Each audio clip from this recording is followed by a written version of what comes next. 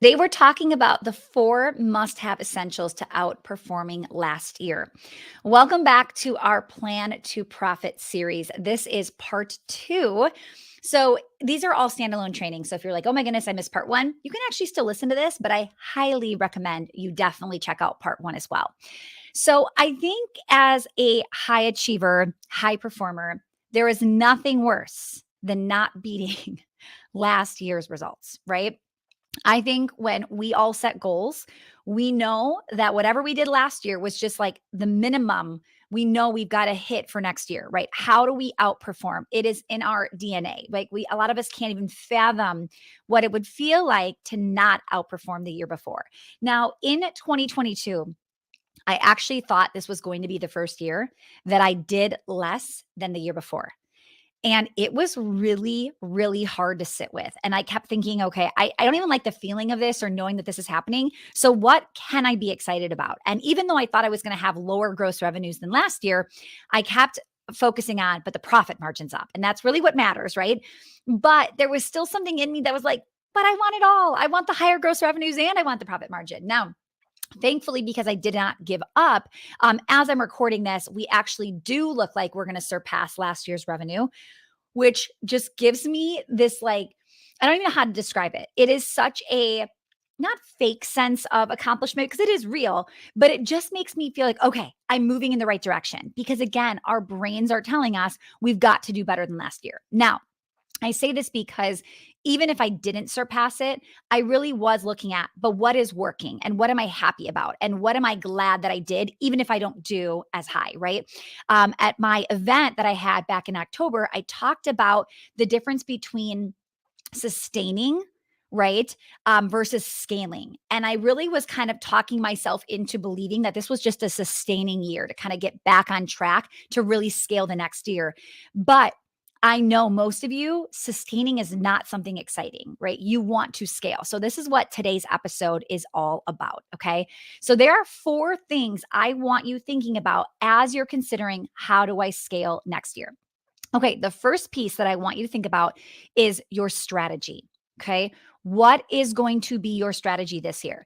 Now, I always have an inspiration or a model that isn't me. Okay. You want to find somebody who's already doing what it is you want to do. Okay. I always tell people, why are you trying to recreate the wheel?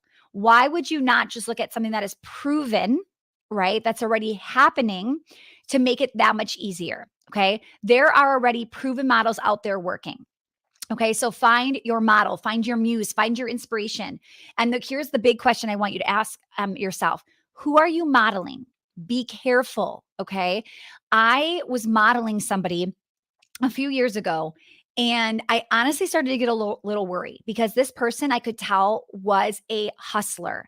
They were getting sick a lot. They were really tired all the time. Their turnover on their team was insane. Like there were so many things I was looking at to go, do I really want this? Because if I keep modeling this, I'm going to end up like this person. Now, this person was incredible, great strategy, but I'm looking at the overall lifestyle, right? I'm looking at, do I want to be this type of mom? Do I want to be this type of boss? Do I want, right? Do you see what I'm saying?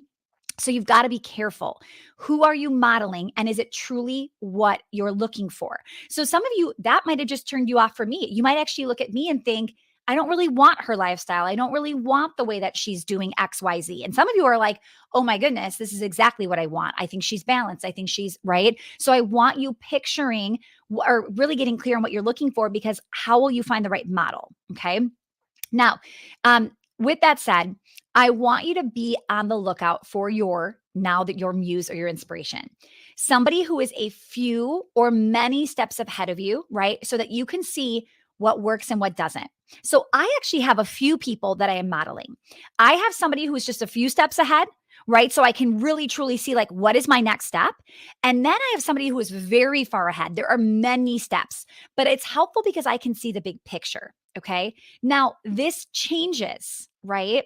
The more people that fly on my radar that capture my attention, I go, ooh, I'm loving this, right? I just saw somebody where I actually know some behind the scenes and everything they're doing. I'm like, this is exciting. And then somebody said, and he's never on social media and he's never, and I go, okay, hold up. I need to know what he's doing if this is what's happening and he's never having to do XYZ, right? So this is where I start to dig into people's businesses to really understand how they're doing it. I am not kidding when I will tell you I have even bought programs where I'm like, "Oh, I'm not here for the content. I'm literally stalking how they're running this program." That might sound crazy, but to me, the investment is understanding somebody else's well-oiled machine to go, "How can I do something like this that's going to be in alignment?" Okay? Now, um, after being inspired by so many people, right? I've got different variations. My unique model pops up. So, well oiled isn't like this exact one program I stocked. Do you see what I'm saying? I have maybe found something from here that I liked, and then I bought this thing and I like that. I'm like, ooh, I love how they do this. So all of a sudden, I get something that's very unique, but there's not a lot of unique stuff going on in it. It's just what I love from other people doing certain things. So I might have been inspired by 7 people and now well oiled has been birthed. Does that make sense? Okay. So no one book taught me this. No one mentor did it this way. It was just me searching and figuring out what was happening. Okay. Now, something that I want to share is my webinar that I have right now. Okay. So, my webinar, I actually watched 2 totally different people that do webinars very successfully. And I like the way this one person taught. And then I really like the way that one person actually sold.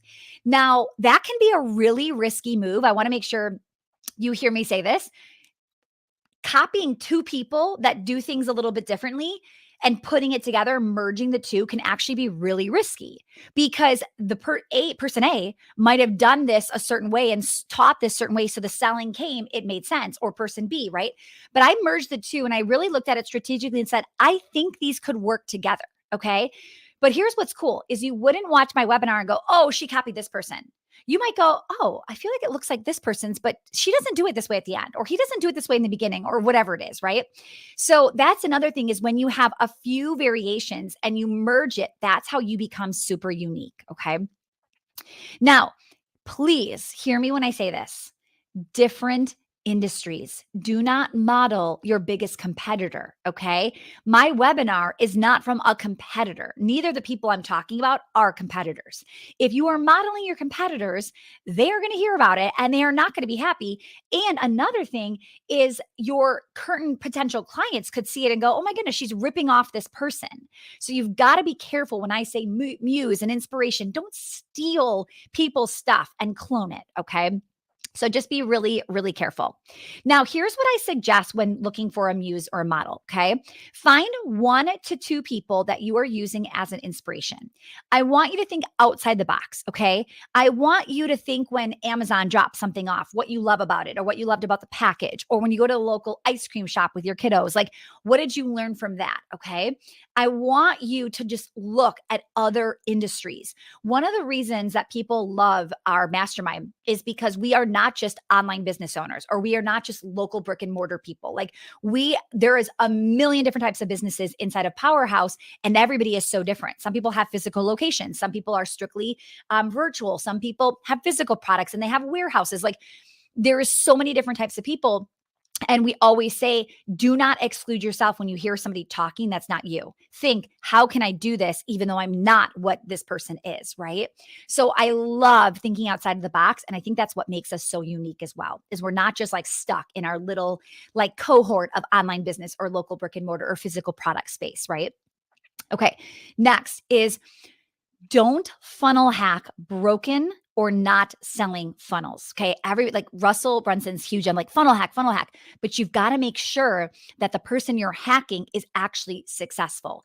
Never ever would I copy something that I don't think was selling well. Right. Or if you can tell a business is starting to not do well, like stop using them as your muse. So be careful when you see something like this. And you've got to be smart enough to think something's not right here. Okay. Now, this is a massive system that we use inside of our business for me and the marketing team specifically. Okay.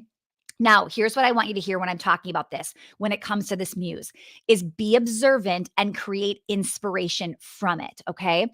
So here's what I'm talking about. When I decide, "Ooh, I love this," I might screenshot on my phone. I have an album on my phone of different pictures, different ads, different social media.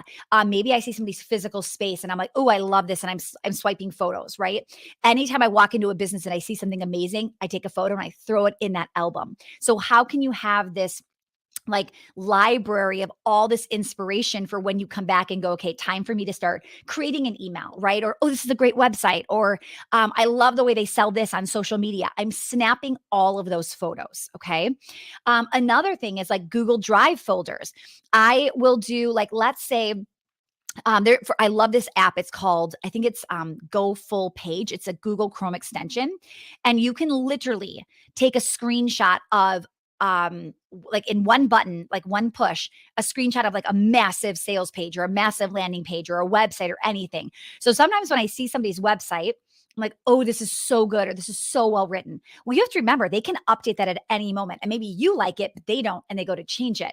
You can save somebody's sales page by doing this, and then I'll throw that in a Google Drive. So when I go to redo a sales page or create something new, I go into my folder and I go, oh, I remember I loved this one. Oh, I liked that one. And what if we merged this header with this bottom? And do you see what I'm saying?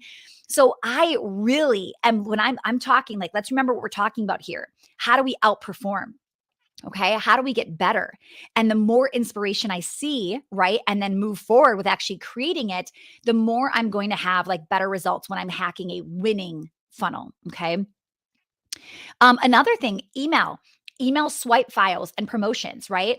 Um, Maybe you forgot to do a Black Friday sale, but you saw a killer one that you loved. Save that email for next year. Okay.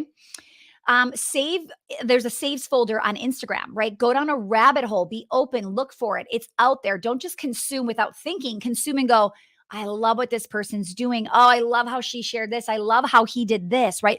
Observe what you like, what you don't like. What is your unique twist? How can you combine and make this be so unique to you specifically? Okay. Now, and this is where I feel like our winning Facebook ad right now is such a great example of that. So everybody was doing these two-person ads where, it would be like me over here and I look normal, and then I'm wearing a wig and glasses and I'm like being person B. And to me, that was just not like when my Facebook ads person said, okay, do you have a wig? Like, I am not wearing a wig on an ad. Like, I don't care how amazing these ads are doing. Like, I just don't want to do that. Okay. It's not my brand. It's not my style. Like, I'm going to feel so stupid. And they're like, well, listen, the two-person ads are doing really well. And I'm like, okay, what is my style? So I knew I had in my back pocket Tegan loving to be on camera. So I thought, okay, what if I was doing this with Tegan? Now I get to be me and be professional and be like normal Stacy, and I get to have Tegan in there. But because she's so young and cute, like there could be something that works really well. So I didn't see somebody do an ad with them and their daughter. I saw people doing two-person ads, didn't really like it, and thought, how can I do this differently? And that ad, I think now is over 1 million views. Okay. So I want you to see how my brain is working. I'm looking at what's trendy, what's hot, what's working. And then I'm like, what can I do it in my style? Okay. Versus what everybody else just did and go, I got to get a wig and glasses because everybody's doing these two people ad. Right. So be careful. Okay. So next, I want to talk about the second must have. Okay. Which is consumption, right? Consumption must be a part of your strategy for 2023. Okay. So, what do I mean by that? So, first of all, yes, I think free consumption 100%, but 100% paid. Like, hear me out when I say I have always paid for education since I've been 21 years old. I am now 38.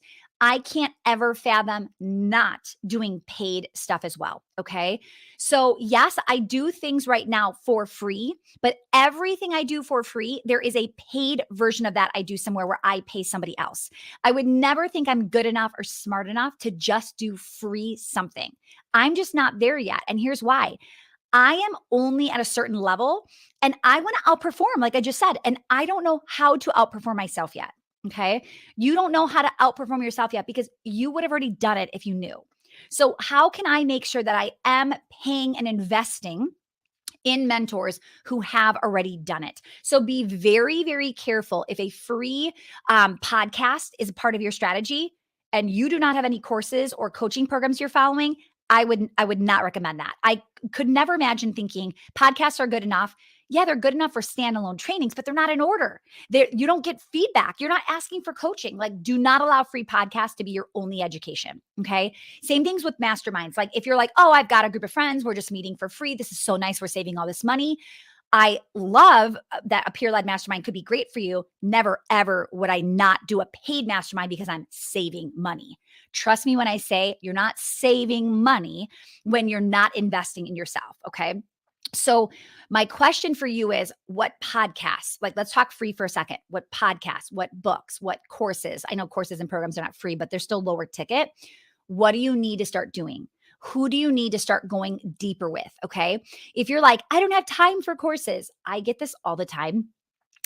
It feels like I don't even know how to describe that when somebody says, but I just don't have time, Stacy. I'm usually the person that says that to my face is never busier than me. And I'm like, listen, if I am doing courses, if I am joining programs, if I am in masterminds, how on earth can you tell me you don't have time for it? Okay. And here's another thing. If I, at my level of multiple seven figures a year, can still make the time and figure out how to make the time, and you have not figured out how to make the time yet, that's probably why you're not at the level you want to be at. So be really, really careful. Okay. Now, with consumption, though, you don't want to get too crazy.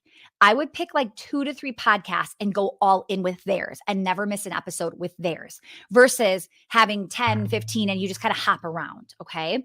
I would devour and then I would decide from there, who am I resonating with the most? What content is the best that I'm really getting the most out of?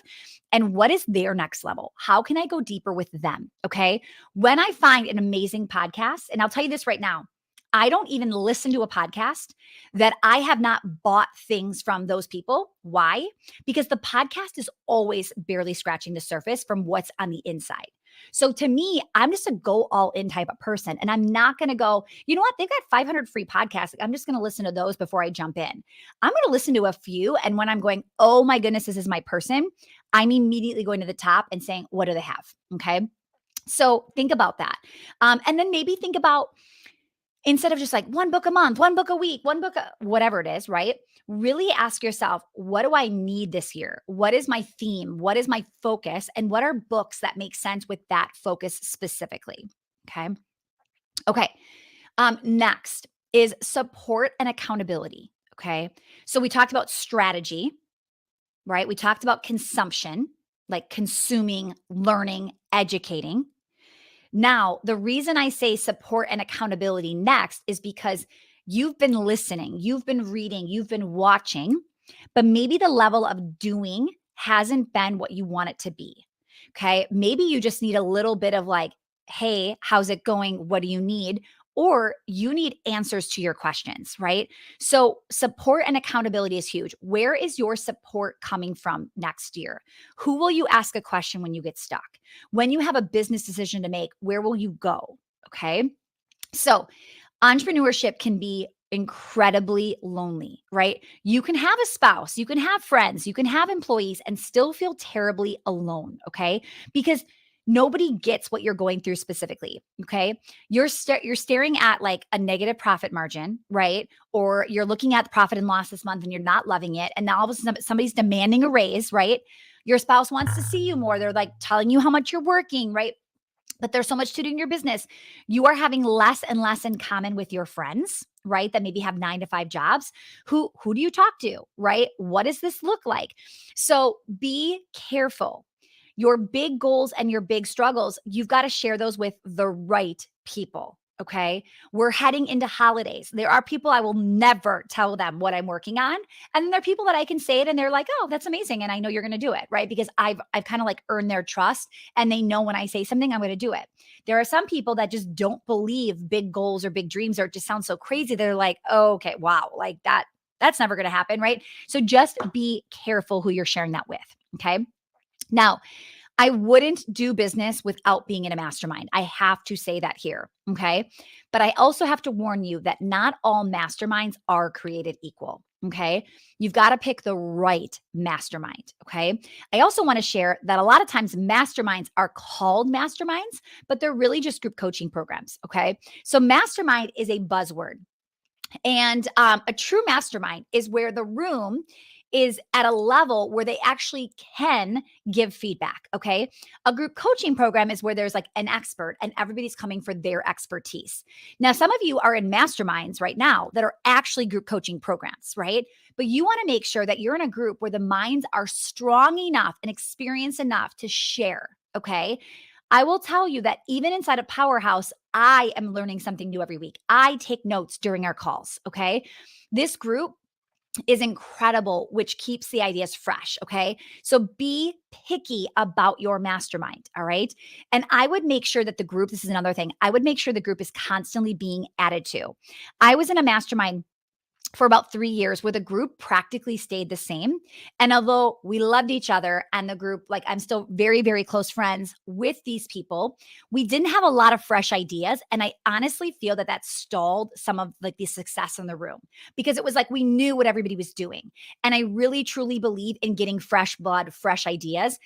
We're actually, as I'm doing this, like we're getting ready for our next round of our mastermind or for like one I'm paying to be in. And I'm so excited to see like the new people coming in, right? Like to me, that is where so much value is of like the new person coming in versus having the same people you keep getting closer with, but you already know what all of you are doing. Like it can stall very quickly. All right. So you want to be adding to your circle constantly. Okay. So if you're in a mastermind and you're in it for several years, really look at, is the room filled with the same people that were here 2, 3, 4, 5 years ago? Okay. If the answer is no, there's actually quite a few new people, then I think you're okay. But if you're in this room and it's like the same people from last year or the year before, and there's not fresh blood coming in, I would pause because we just talked about this. You're trying to outdo last year. How can you outdo last year with the same information, right? The same strategy. We've got to up level the people we're in the room with. Okay. Next, who will you hire as a coach? Okay. Somebody who holds you accountable and can check in on you. So, this is one of the reasons our programs have that weekly accountability because people don't need more info. They don't need more training. They don't need more strategy. They just need somebody to check in and hold their feet to the fire. How will you get coaching and support, and who will you get it from? Okay.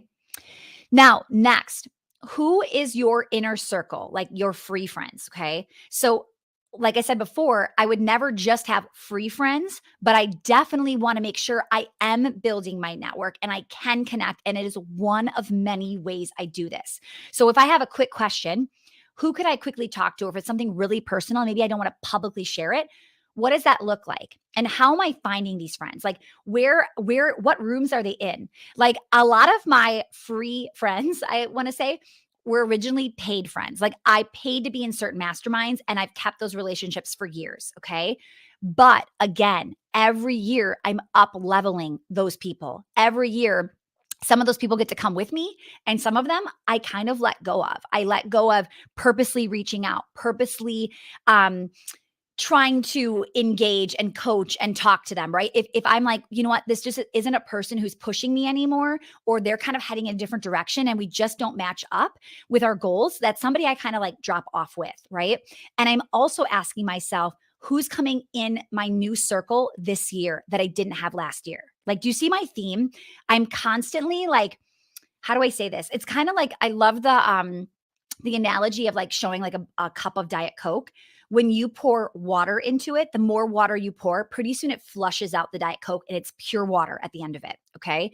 And every year I'm like flushing my inner circle. I'm flushing the people that I'm surrounding myself with. I'm flushing even team members, right? People that it's like, you know what? This person is not the right person to take us to 10 million. We've got to really clean house and add amazing people. So who are we letting go of and who are we adding? I'm doing this constantly with everybody in my life. Okay. So I want you thinking about who is somebody that maybe is not a good fit anymore to be in your inner circle. Every year there's somebody. I guarantee it. There is somebody that is holding you back. You're doing more coaching than they're coaching you, right? You're almost there as like a mentor, but you're not really getting your cup filled. You're filling theirs. Be careful you're letting those people in your inner circle, okay? Now, um another thing too, this is kind of how I know that this person is no longer somebody I can use as like a partnership, like accountability together. If I have a friend that is not implementing and we touch base a month later and I'm like, hey, what are you up to? What did you do? And they're constantly like, oh, I haven't done that yet. I haven't done that yet. This is a sign of if they can't hold themselves accountable, they're never gonna be able to hold me accountable, right? Because they're thinking, well, I didn't do my goals. Why would I tell Stacy she didn't do her goals, right? I have to surround myself with people that are getting things done, okay? I am also very careful. This is a big one that I want you to hear because I think a lot of people in the online space, especially, can have quick success. Okay. Very quick success. I have seen $1 million businesses blow up quickly. How many $1 million businesses have I seen this year that actually publicly posted they're no longer going to be in business? It's crazy. So, one of the things that I want to kind of think about with you, and I want you to be thinking about whether this is like a friend, this is a coach, this is a mastermind, I am very careful with a newbie with quick success. So I don't really care if you've made 5 million so far. If you've only been in business a couple years, I'm very cautious when I look at that, okay? I know when you hit the 5-year mark, the 10-year mark in business, when you've been through a recession, like there are different things that you've gone through and somebody with quick success has not had that experience quite yet. So I'm not saying that these people aren't successful. I'm just saying there's a lot of things they have yet to learn because they just haven't had the experience. Okay. So be careful not to jump too quickly to somebody's quick success that hasn't lasted a while. Just like they say, like lottery winners, when they win, a lot of times they'll lose all of that money within a certain amount because it's just not their identity. And when you have somebody that's quickly successful, that hasn't really built it and has had it long, like longevity wise, right? You've just got to be really careful. So I say that because there's a lot of people that like can take off. And then it's like, well, they haven't really done it long term. So be careful. Okay. Now, this is not to say, oh, I'm better than this person. It's just that we are in different stages. Okay. Just like somebody who's at 20 million a year isn't interested in talking to me because really all they can do is coach me. Most likely, I'm not really able to coach them, right? I'm not offended. I just think one day when I'm at 20 million, I will be in that room, right? And I will have things to offer. In the meantime, I've got to get to work to earn my spot in those rooms with people that are at a larger scale. Okay.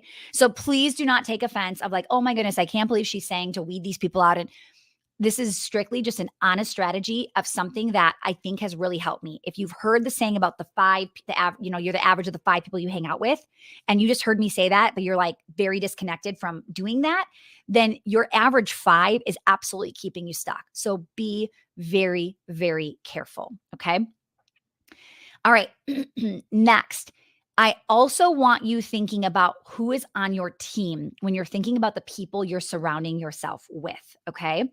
So, with your team, who is your right hand on your team? Who is like the people on your leadership team? What is their mindset? What is their drive? What is their attitude, right? Are they capable of getting you to the next big goal? Will they still be here when you get there? Okay.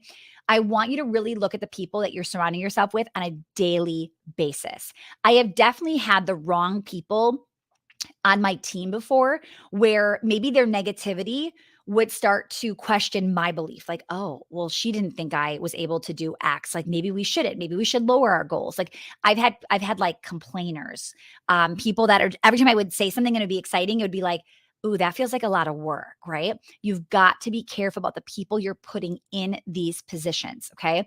I am obsessed with my team right now. Like these people are just like the most incredibly hardworking, like amazing. One of the things that we're doing together, because even my mindset, like I have to continuously increase it. Same thing with them. Like we are working massively this year on their mindset. They've got the strategy, they've got the work ethic, they've got the drive. We all need to up level the mindset for the sake of when I say something, if I'm not believing in myself, I want one of them to say to me, hey, hold up. Why couldn't you do that? Like, I want them to be able to coach me in the moment if I'm having a moment, right? So I'm really looking at, I love the people I work with and how do we collectively up level together? So think about that. Sometimes people get nervous of like, I'm really into this and my spouse isn't, and I feel like we're separating because we're just not on the same page. This is the same thing with your team. If you're really into learning and growing and personal growth and all of that, and they're not, you're going to grow apart. And at some point, you're going to have to let them go. My team is so growth minded. They get excited about courses. They get excited about conferences. If anybody would say to me like, oh, I'm good, I don't think I want to learn anymore, they just would not fit on our team. So who are you bringing onto your team? Are these the right people? Okay. Last piece that I want to bring up. So this is strategy number 4, is really looking at reducing your inefficiencies and recognizing your bad habits. Okay. So this is a big one because we're comfortable. We like what we do. We love what it looks like to do XYZ. But there is a point where you have to like flush those bad habits as well, right? And up level what it is you're currently doing. Okay. So if you don't have time, time has to come from somewhere, right? And this is where we're teaching people to do time audits inside of well-oiled operations, right? A new and improved CEO schedule. Like, how do we constantly look at what you're currently doing and how we make it better, how we make it more efficient, how we make you stronger, okay? So what you have to start to think about is how do we lessen and combine bad habits, okay? So bad habits if you like them. So maybe you're like, Stacey, I love TV and I'm not giving it up. Okay, totally fine with that. But could you maybe only watch TV while you're riding your bike? Right? Or could you maybe watch TV while you're stretching, right? So maybe you combine that bad habit with something good that will still up level who you're going to be next year, right? Maybe and being just more effective, right? So maybe when you do the dishes or you do the laundry or whatever it is, you're pairing it now with an audiobook every time or a podcast, right? So think about what that looks like. And also there are ways to do it in moderation. So one of the things that I kind of have in my rules are like when the kids are in the car on the way to school, we listen to music. And then when I leave them and I head home, now there's a podcast or an audiobook on, right? So how can you put some of these new things into play? Now, it's sometimes it feels so restricting. So I remember I heard somebody say, I never watch TV. And I remember thinking, I don't want it that bad enough. Like, I love TV. I don't want to not watch TV and make this much money. And last year, something in me changed a little bit. Like, I really was like, I decided I really wanted the growth more than I wanted to watch like Netflix every night.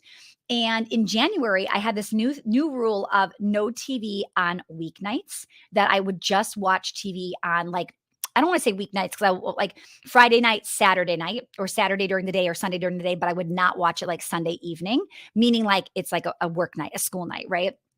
And I will tell you that as hard as I thought that was going to be, I probably did that 80% of the time. Like, we now have a habit of no TV before sleep, like during the middle of the week. And now I'm journaling and I'm listening to books and I'm reading books, and I just feel different. I feel more refreshed. I'm getting better quality sleep. My deep sleep is insane because I just think of the way that I'm recharging myself. And if you're like, oh my goodness, she's so deprived, she's not watching TV. No, I am watching TV. I'm watching something though on the weekends, right? I just kind of shifted. So when you're like, I don't have time to watch a course. Well, now I'm going to sleep naturally. I'm going to sleep earlier. What's funny is TV would make me stay up later because I would kind of get hooked into the show. When I read, I actually get tired. So last night, this sounds so old lady-ish, but last night I didn't look at the clock. I was just getting really tired. And I decided, okay, I'm going to sleep. And then I looked at the clock and it's at 8:30. But here's what's cool. Because I went to bed at 8:30, I woke up super early before my alarm clock went off, right? So it's like I'm able to jump in. And you know what? I did watch an online course. I'm actually in a program right now, and I watched part of the video. So if you're like, I just don't know where I would squeeze this in, trust me. If you're like, oh, but I decompress with Netflix. If you did studies on what TV does to your brain, you might think it's decompressing you or it's making you feel better. It really isn't. If anything, it's stimulating you. Okay. It's scientifically stimulating your brain, and then it's hurting your sleep. So there are just little things like that. I'm not saying cut out TV. All I'm saying is that was something I could never have fathomed, and I did change it. And now it's something I'm completely doing. And it's just part of my habit. Like, that is just who I am now, is I just don't watch TV in the evenings. Okay. So little things like that, like what is your thing next year going to be? That's what I want you thinking about. Okay. So, speaking of recharging, you can't outperform without recharging. It's absolutely like a must, okay? So, couple things that I did that I really really feel good about and I want to share some strategies, okay? So, this was huge for me. Last year I made a commitment to get a weekly 90-minute massage. That might sound extreme. It is extreme. I'm fully aware it is extreme. I did it every week except when I traveled, okay?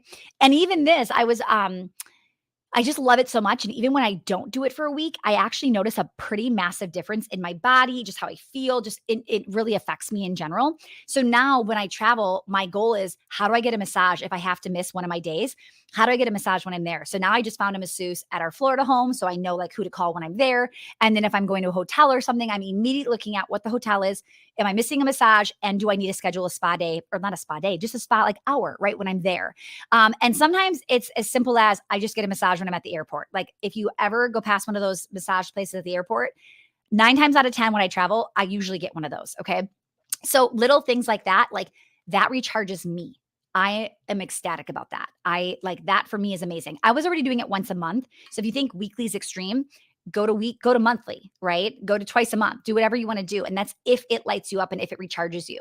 What's really cool is my aura ring shows it almost as if I'm sleeping, even though I'm not sleeping. Okay. Next, go for a walk outside. Okay. In the summer, I was walking 3 times a day. Oh my goodness, I love our summer so much. 3 times a day.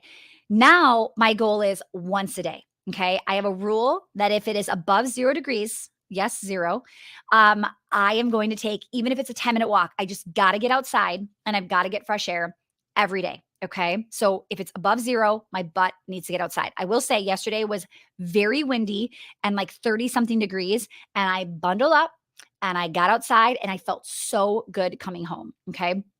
So that's another big one. The next one for me that has been huge is vacations. So I'm getting to be a very big vacationer, which is the reason we bought the Florida home. And now it's like really looking at my schedule and making it work where I always know when my next vacation is. Even if it's 6 months from now for you, could you just book it? Okay. There is something about having it on the calendar, knowing it's coming, seeing it there, right? We just booked, I am obsessed. I can't even believe I didn't find out about this place until this year, but we're in Wisconsin and in Michigan, there's this place called Mackinac Island. And I've heard about it forever. And everybody always says how amazing it is. My mom's been there, my grandma's been there. And I just never went because it's still, even though it's Michigan, remember we have Lake Michigan in between us. So I think it's still like an 8-hour drive. So it's not this quick little trip. And you can't fly there. You have to drive there from where I am. So I decided, okay, let's book that for summer. We loved it so much. Let's go back. So we've lived here all of our lives and now we've booked it again this summer. And I could literally see this being like an annual thing, but it's not till summer and we're talking about it. And the kids are talking about where we're going to stay and what we're going to do and where we're going to go back. And that alone, having that on the calendar and being able to talk about that is so helpful for your brain to know like a break is coming. Okay. Now, again, I am extreme. We are taking a vacation on a monthly basis. Not everybody can afford that. I will say that we just started to be able to afford that last year. That was not something I could do a couple years ago. Now we've literally budgeted for this vacation, which is why we could justify buying a house because we were spending that much money on vacations. Okay. Another thing, you could take a half day on a Friday, half day in the middle of the week. Like if you're working too much, or here's the thing, if you're working 7 days, how can you say, I am taking off on Sunday? I am only going to work 6 days. If you're working 6 days, how do we get one of those weekend days off? Or if you need the weekend, how can we get you off in the middle of the week on a Wednesday? What can we do to lessen the time you're working right now? Okay. And then do your best to block those weekends. All right. Do your best. You can still be open on a weekend and just have somebody else work. I see too many people saying, oh, but Stacey, Saturday's our biggest day. Great. You can have Saturdays open. You're going to hire somebody. You're going to have somebody who wants to work on a Saturday, get those Saturday hours. Okay. So we've got to be thinking about how can we specifically do this? Okay. This was long. There was a lot. If you want to outperform, of course, it's going to take some work. And you're not going to do it the way that you've been doing it because you're going to get the same results if you do that. Okay. So here's what I want you to know. If you work out, you know that rest days are just as important as workout days. Okay. It's on the rest day that the muscle is rebuilding itself, not on the workout day. Okay. It's after the workout, it's not during. It's the same for you when you're working. When I have the best ideas, it's when I'm walking or I'm on that vacation or I'm getting the massage, right? Like I've just checked out. Give yourself time and space to create what you want for 2023. Okay. Now, as you're planning, your 2023 profit plan, I hope you'll consider joining us in one of our 3 programs that we've got going on. We have something for every revenue level and every stage of business. Okay. So DM me on Instagram at Stacey Tuschel, just the word program, and we can help you figure out what the best option for you is going to be. All right. Now, one more thing. If you loved today's episode, I would be so grateful if you paused and left a review. When you do, it's going to show up in about 24 hours. Screenshot it, tag me on Instagram at Stacey Tuschel, and I'm going to send you a bonus quarterly planning mastermind session. It's about 90 minutes long. This was an exclusive training we did for our clients, just our paid members, not a free training. And I'm going to send that over to you as a little thank you for doing that. Okay. And then next week, the third and final part of Plan to Profit, we're talking about how to stick to your goals. Okay. There are a few things I do to make sure that when I set it, I stick to it. Okay. Very few people set goals to begin with, but even less actually stick to them and hit them. So join me next week and I'm going to be sharing my strategies on how I do that specifically. All right. Have a phenomenal week.